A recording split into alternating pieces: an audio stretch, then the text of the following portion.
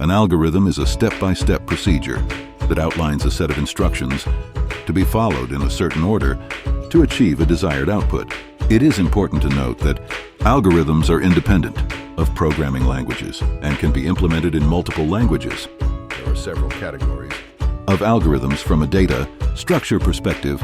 These include search algorithms, which are used to find an item in a data structure, sort algorithms, which arrange items in a specific order, insert algorithms, which add an item to a data structure, update algorithms, which modify an existing item in a data structure, and delete algorithms, which remove an item from a data structure. In order to be considered an algorithm, there are certain characteristics that should be met. Firstly, an algorithm should be clear and unambiguous, with each step and its inputs or outputs leading to only one meaning. Additionally, an algorithm should have well-defined inputs and one or more well-defined outputs that match the desired output.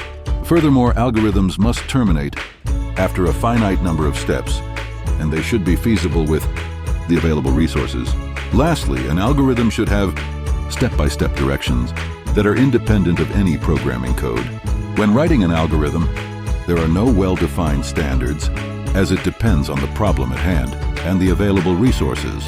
However, there are common constructs shared by programming languages, such as loops and flow control statements, that can be used to write algorithms. Algorithm writing is a process that occurs after the problem.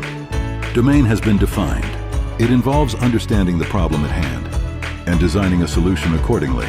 As an example, let's consider the task of designing an algorithm to add two numbers and display the result.